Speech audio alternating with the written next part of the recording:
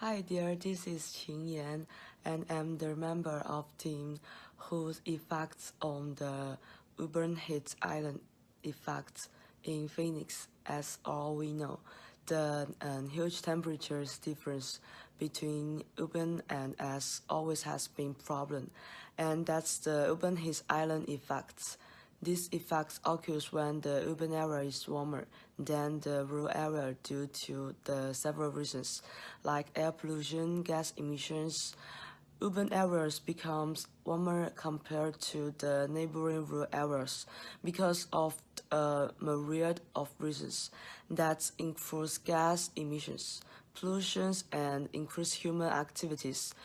Building structures and pavements absorb high temperatures, triggering an immediate climate effect as the structures release heat at a more gradual rate than the remote area.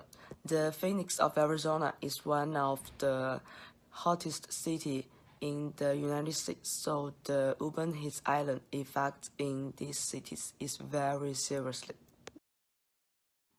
The urban heat island effect represents large developed masses of land that hold onto the heat from the sun.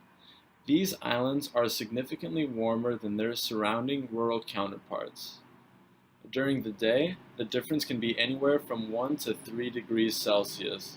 However, during the night, the difference is more significant because the heat absorbent materials stay warm throughout the night. The difference can be as significant as 12 degrees Celsius. Indicators of this increase in temperature can be shown through the climate, where the average temperature has increased, summer AC bills, which have also steadily increased, and heat-related illnesses and deaths, which have also increased steadily over time. Strategies to fight this increase in temperature include planting more trees and vegetation, which bring shade and use the energy from the sun for photosynthesis. Using heat-reflecting materials is another way to effectively combat the urban heat island effect.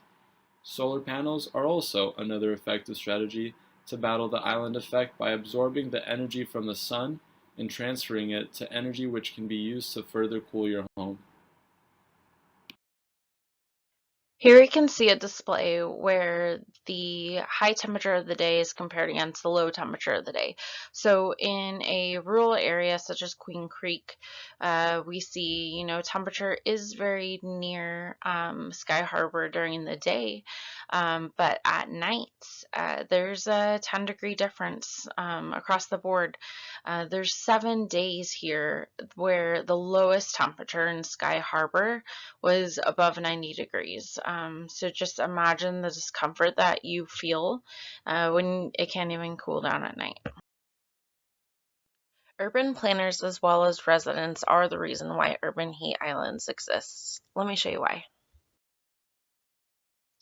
Here in an urban city, you can see essentially this bubble of where all the heat from the sun is being trapped.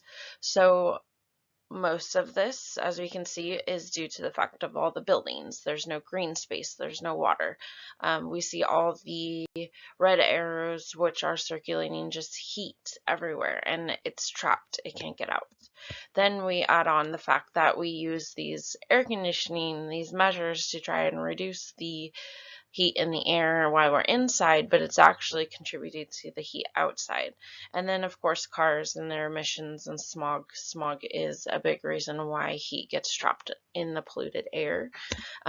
Areas where we see rivers and trees, those areas are going to have cooler temperatures, which is why an urban atmosphere can only retain the heat instead of cool down the air at night.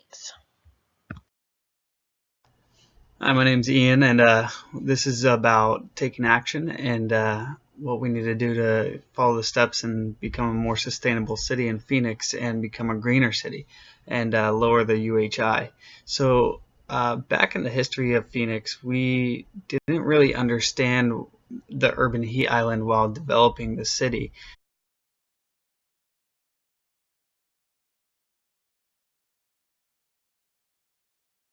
So now when you look at the design of the city, you realize that there wasn't many places for parks or green areas. Especially being in a desert, you wouldn't expect there to be many green areas. But now that we have the technology that we can bring water, and we know which plants are native that don't consume too much water into the city. So a cheap way that we can develop this system and have more greenery around the city was to develop school programs to come out and send the kids out to help farm and raise these plants and plant more plants and bring more green around the city. This will teach students skills in life that they might find necessary one day. Green roofs are a very effective way to get greenery into the city without a lot of space. So we're basically developing the tops of our structures and buildings and turning them into parks on top of the buildings. This will allow people to get outside, get some fresh air, walk through the greenery, and it'll also help cool the urban heat island due to the fact that there's a lot of water that's going to be needed to go on these green roofs, and also the plants are going to be releasing water. So with these two methods that we have developed, and the school systems and the greenery around the city and the green roofs around the city, we believe that this wicked problem can be combated against now, and this might not solve the problem, but it are steps in the right direction.